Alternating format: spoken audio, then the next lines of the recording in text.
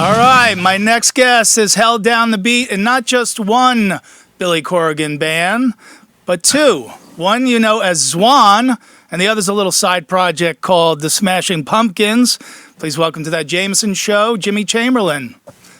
Nice to meet you today, Jimmy. How are you?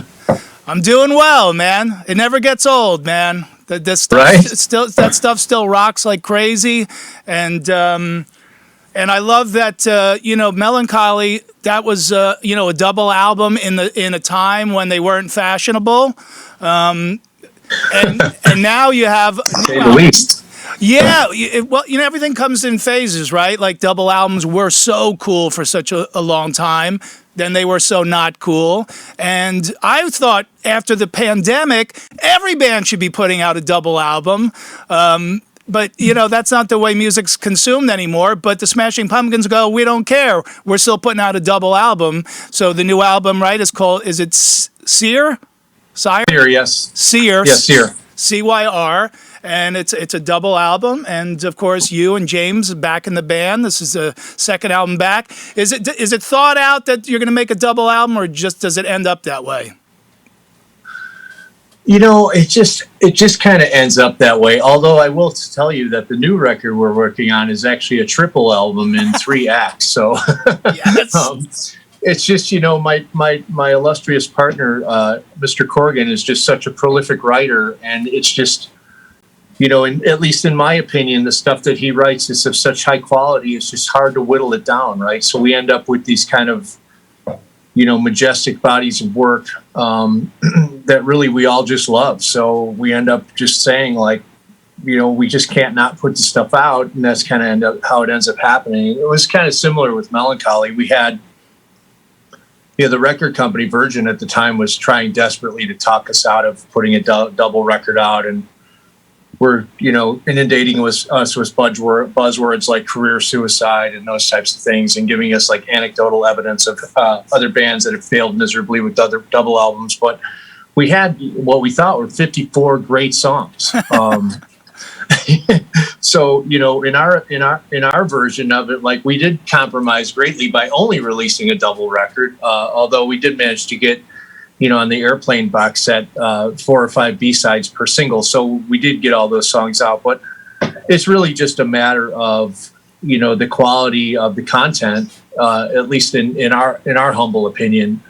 And really it's about, telling a story, right? So you wouldn't leave half of a book out. And if the songs are all components of a larger narrative, then they all become kind of necessary ingredients to bake the kind of cake that we all want to eat later. Right. And obviously, Jimmy, as you mentioned, it's for you guys that you're creating this body of work, which obviously is very ambitious, but that makes sense to you, that tells a story, that brings you on a journey. Do you find that your fans consume the entire album? Because we live in a world where people cherry pick stuff. Are the Smashing Pumpkins fans the type they want the whole double album? Like, they kind of get it. Like, we want the whole story. I think the ones that have been around for a long time really, they really like, the minutia of it all. And they really like the depth of field in the music, and I think they really, respond and love that part of the band. I think for newer consumers of our music, I think it's still a singles based environment, right? So that architecture for us can thankfully kind of cut both ways. I mean, we do make an effort to release singles. We released, I think, 4 or 5 from Sear with video components, so we're still very much along that track, but we still, like to view. I mean, we grew up in the 70s and 80s where, bodies, we grew up with The Wall, right? And Dark Side of the Moon and those types of conceptual albums where, the narratives were kind of along these longer arcs. So for us, I guess that's just the way we know how to do it.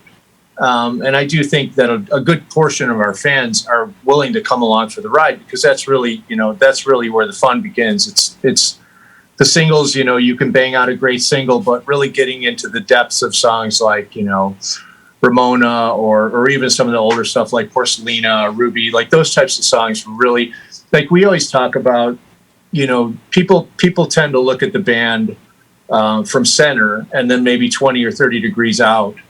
But we always felt that what really defines the Pumpkins is the dynamics, both internally in the music and the parameters that we continue to widen on each edge of, the soft, ballady, symphonic stuff versus the kind of heavy speed metal stuff on the other side. So we continue to kind of challenge ourselves to widen those parameters and also to create music in a modern construct and not get kind of, bogged down by like two guitars, bass, and drums. In fact, on Sear, we were kind of laughing that we'd managed to make a Pumpkins record with very few drum fills and no guitar solos, and it still sounded like Pumpkins, which it wasn't easy to do, but we felt like, in order to kind of stay concurrent with what's going on, not that that's our kind of prime directive, but really to stay evolving and really to take a nod from like a Miles Davis and to continue to evolve along a process of things that are culturally current.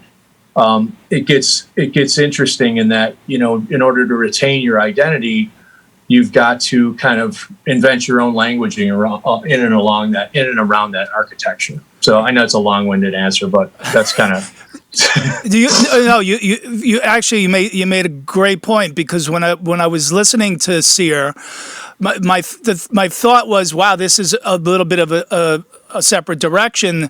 It's going places I've never heard Smashing Pumpkins go before, but yet I still hear the Smashing Pumpkins in there. Like, if you produced the album the way you produced Melancholy, you wouldn't really have to change the songs. All you did was basically do a more modern production. Let's play a little of the title track, the video, so people can get a taste of it. But, I really thought that, Jimmy, which was like, yeah, I mean, if they added the standard guitars and all that stuff, these songs could live as just regular rock songs. But talk about the new direction of what you kind of done here. A little more poppy, a little more dancey, kind of.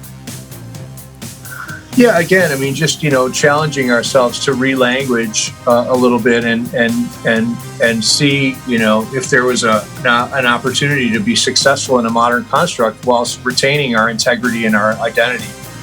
And that's always been kind of the mission statement of the band, is to kind of move forward without having to mortgage, your soul, so to speak, or what it is you love about this journey that we're all kind of participating in. So, yeah, I mean, it's, the instrumentation, more keyboard heavy, more kind of active drum processing, those types of things. We kind of shied away from that stuff when we were younger, just because we wanted to be somewhat of purists. But as we got more and more sophisticated in our own ability, we started to understand those mechanisms as more additive than kind of subtractive, right? So that's really kind of what it's about, and really not repeating ourselves, right? Like the idea of going to make like a syncopated rock record, like Siamese Dream or Gish or Melancholy, just once you've done it, it's like, okay, what's next? It's not about like, let's do it again. Right. And Jimmy, for you, being the percussionist, did you do some different things, challenge yourself in different ways on this? Did you work more with, drum loops or electronic drums or anything that's sort of been outside of your comfort zone? I did. I spent a lot of time just researching guys like Cry Wolf, who are great drum programmers, and kind of what people are doing in a modern context with drums. Because to be honest, I don't listen to a lot of that stuff in my off time. I mean, I'm generally either writing my own music, working on stuff with Billy and James and Jeff, or listening to like Tony Williams' Lifetime, or like Elvin Jones or something, something that's extremely part of my vocabulary, but I'm still learning from. So yeah, I spent a lot of time listening to that stuff, and this record was the first record we did on a grid, Pro Tools to a click. So when you're kind of relegated to playing strict time, for me, the nuance of the band has really been the calling card, right? The pushes and pulls in the choruses, the kind of pulling verses back and launching into choruses, those types of dynamics, and tempo changes, can we still, how do we get that feeling when we're relegated to, a 120 BPM click? So, having to learn to play in and around that and still have it be emotive was something that was not new to me, but something that I really wanted to work hard on for the record, just so I could make. So to your point, when you heard me playing just a simple drum beat in Sear or one of the other songs, it still sounded like me, right? And that's kind of what I'm always looking for, either in myself or other musicians. I'm more interested in identity than I am in like chops, right? Like lots of guys got great chops, but if you can hear, like you hear Charlie Watts play 3 notes and it's Charlie Watts. You hear Keith Moon play 3 notes, it's Keith Moon. You hear Bonham, Elvin, Tony, Art Blakey. Those are the guys that I really kind of, point my telescope at and, try to use that as a guidepost for my own journey. Yeah, well, you're still such a student of music, and I always say, my favorite bands are the ones that have always taken chances, that have always evolved. Whether it works for the majority of the fan base or not, it is of no consequence. Or if it didn't, something fell flat for me, but I'd rather them do that than to not do it, because I know as an artist, that's something that's so important to you, is to keep creating and moving on. Obviously, since you and James have been back in the band, I'm not going to ask you how does it feel, because I'm sure it feels amazing. Was there anything different about kind of getting the band back together almost?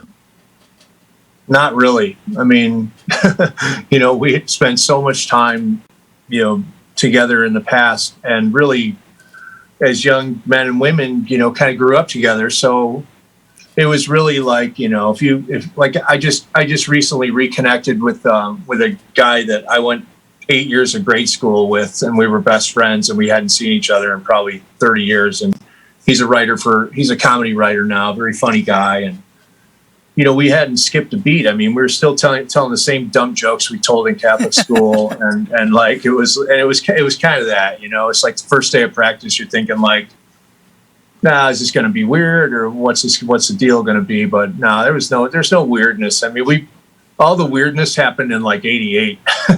You got it out of your system, but you were apart for a while. So, but I love that you just got back together. You didn't skip a beat. It just and maybe that's your personality too, because it happened in your personal life outside of music. That you just mentioned, reconnecting with an old school friend. So, I think that's a great thing. Yeah, I mean, the thing about going back to identity, guys like Billy and James and even Darcy, had such strong identities on their instrument that it's not really about, it's just their presence that really changes the music, right? It's like when James is on stage, it's like I'm playing from a different vantage point than I am when he's not on stage, right? When he's on stage, I know where his pocket is. I'm doing things to support him that I'm not doing when he's not there. So just by nature of that, like when we play a song like Mayonnaise and James starts the intro, he starts it differently than when Billy started the song. So it's like, okay, now we've just launched on a completely different ride from the very composer of the song, which, it becomes this kind of beautiful moment where like, wow, okay, now I'm starting to get goosebumps because I remember what this always felt like before. Not that we couldn't replicate the song, but it's just, there's just something, that's really indigenous to those songs that are owned by the people that perform those songs. So, and I will say that like, that's the thing that kind of keeps me coming back to the Pumpkins, even though I've kind of left in my own way, time and time again. It's always been about ownership, right? And how much ownership do you have over your life, over your input, or what you're doing? So I think that's when you see the sum of the parts and you say, okay, that's the Pumpkins. It's really about, the sum total of ownership that and equity that each member has based on their own contributions. Yeah, and maybe 97% or 98% of the audience wouldn't hear those subtleties like you guys do in the band, but it does make a big difference. I know when, Slash and Duff came back into Guns N' Roses, like everybody had to relearn how to play the songs the original way, because Slash and Duff always the right way, right? Well, yeah, exactly, or the at least the original way they were recorded. And so, my buddy Dizzy Reed is the keyboard player in the band, and he was literally like relearning the songs again with those guys back in the band. But again, as an audience member, unless you're a musician, you might not catch it. But I know that they're having a lot of fun, and it really is like learning a whole new set. Well, it is, and I think the people may not know or be able to kind of verbalize what's happening, but they certainly can feel it. I mean, I've seen GNR. We've opened up for them back when Steve had just left the band and Matt had just joined. We opened up for them a few times, and they were a band on fire, right? But I mean, Duff's bass pocket, it was a big, huge part of that swing on Appetite. Him and Steve had that greasy pocket that were like, yes. It was pretty brutal, man. I mean, it was really, and Matt, who's another dear friend of mine. I love the guy and one of the greatest drummers around. His pocket is very regimented, and I was a Matt Sorum fan when he played with the Cult. Mm-hmm. I've known him for many, many years before GNR, but even when Matt joined and like ironed a lot of that stuff out, it just felt different. And I got used to it. I got used to it in another way, but it was, and Matt will tell you, he's not, no drummer is another drummer. You just can't, it's impossible to replicate that stuff. Yeah. And some of it's just intangible. It's just the way, the guy, got whatever happened to him in his life is coming out on the drum set. Yeah, no, exactly. All your life experiences like come through your your hands and your fingers, and I've been told by guitar players, and I'm not very musical myself, but they you think it's all in the fretboard hand, but the really great guitar players will tell you no, it's the sound comes out of the right hand, which I've Kerry King, baby. Yeah, that's a mighty right hand on that guy. I mean, I just I saw Slayers a bunch of times when we were in Europe on their last tour, and just that you talk about right hand, holy shit! I mean, that is that's it. And Hetfield, I mean, those guys, Blackmore, I mean, all of those guys, their right hand, even Corgan, their right hand is like it's on fire. Yeah, and then meanwhile off stage he's like the gentlest guy. So I think we lost Jimmy. You still there? Yeah. Oh, there he is. Yeah. But meanwhile off stage, Kerry's just such a sweet and kind of low key guy. But yeah, you strap that guitar around him and start playing Slayer, and he turns into a wild man. Oh yeah, you put some fire behind those guys and they turn into demons. Right? Yeah. Tom and I got to be friends on that tour. He's another just super nice guy. Yeah, for sure. Hey, you mentioned a few albums earlier because I'm staying with the double album theory because I want to work with you to force people to put out double albums. I guess it's because I'm old and I used to love when bands did that. But were there any in particular that influenced you? Oh yeah, I mean, Physical Graffiti. I mean, it's probably still one of my favorite rock records of all time. I mean, you talk about a journey and wide parameters. I mean, I think that, I wasn't the biggest Pink Floyd fan, just because, by the time I was a teenager, I was already listening to a lot of progressive or, Weather Report or Return to Forever and those types of bands, Mahavishnu, but was always a big Zepp guy. So, when I think of double records, I think of Physical Graffiti. I mean, that's, it doesn't really get any better than that. I put that record on. My wife and I sat down and listened to it about 4 or 5 months ago, and I got a new needle for my turntable, and I was like, I mean, you talk about a band just firing on all cylinders, and a narrative that spans the entirety of the song of the songs on the record, right? It's really there's a darkness. There's a longing to the record, like 10 Years Gone. Like, I mean, there's so many great songs on that record, and it delivers on every level. So I think it's really about keeping people engaged and having people confident enough in the band to go along for that ride. Right. But as you said, Jimmy, when you open your parameters up, in Zeppelin, you could call them what you want. You could call them hard rock. You could call them heavy metal, classic, whatever you want to do. But they never work within parameters. So, when you're listening to an album like Physical Graffiti, you never feel like it's going off the rails somewhere,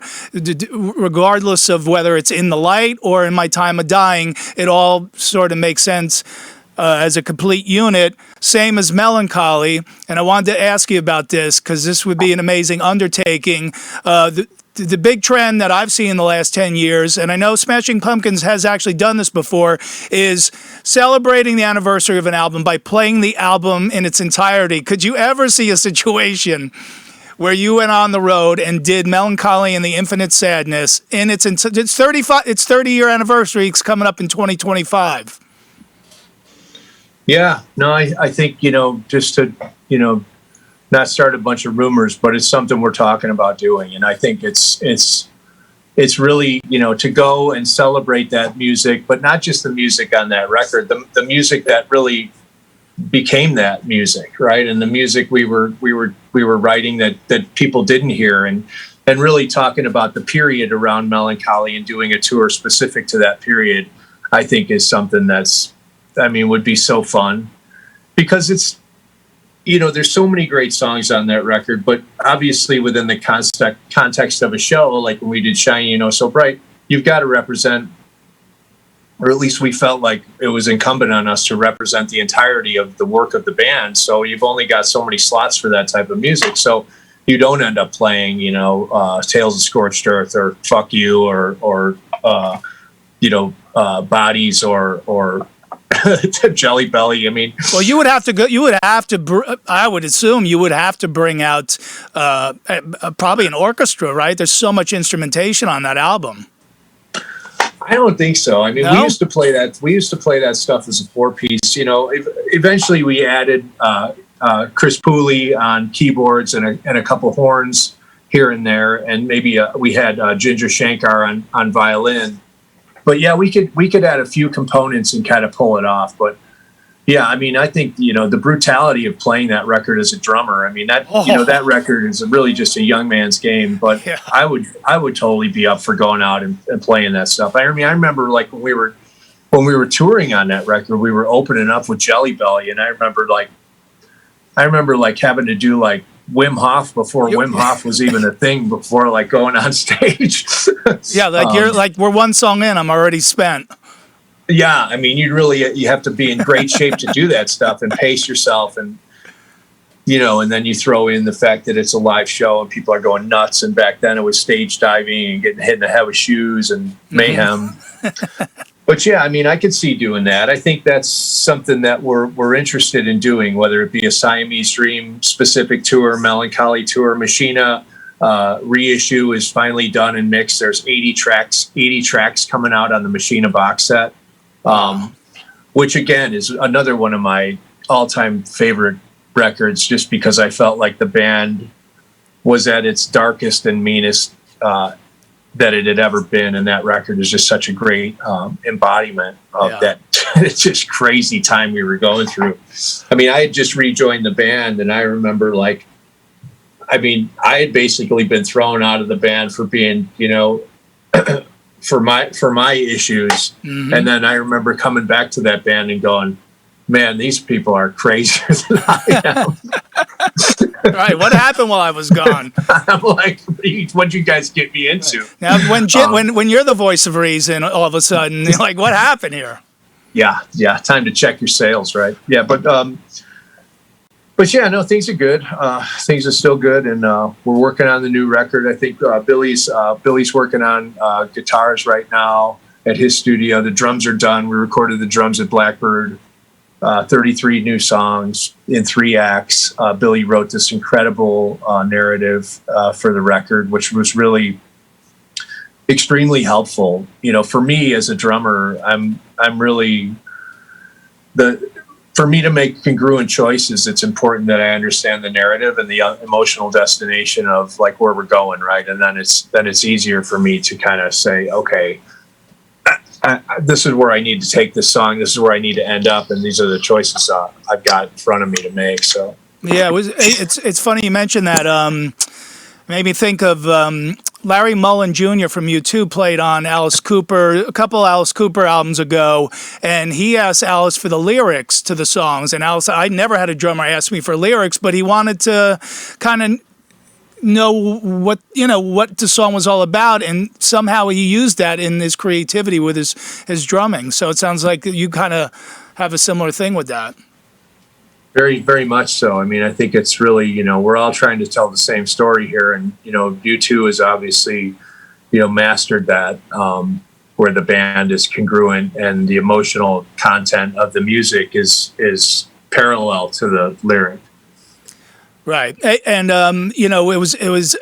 I love how prolific Billy is. Obviously, for you as a creative person, it just must be. It must be like Disney World every day going in the studio. I love that there's a triple album. I can't sign off on that one enough. Keep making the double and triple albums. We got to get. Maybe we can make it cool again, Jimmy. I hope if anyone could do it, you guys can do it. In the meantime, pick up Sear. It's the newest. It's not brand new, but it's out now. I always put the vinyl up there, because I think people should listen to music on vinyl. And you have a turntable at home, so I'm sure you agree. Yep. And quickly before we run, is there any tour plans for you guys? So this year, we're just doing some cleanup dates that we were supposed to do last year. Well, as you know, last year we were supposed to go and do those dates with Guns N' Roses, which didn't happen. And now I think GNR is just doing those dates on their own. Yeah. So we're doing Riot Fest here in Chicago on the 17th of September. We're headlining, I think, the last night. And then 2 days later, we're playing in Asbury Park. I can't remember. See Here Now Festival, which I'm out of town for. I'm so bummed. Yeah. So that, and then nothing for the rest of the year. But we're waiting right now to get the bones of what's going to be 2022 touring, and that's either going to start in March or sometime later in the year. But we're hoping to start, early mid-spring of 2022, and really go out there and do something special. Great stuff, man. A real treat for me today. Thank you, Jimmy, for your time. I appreciate it. Good stuff, man. All right, take care. Let me know if you need anything else. Be well, man. All right, bro. Cool. What a great conversation with that guy.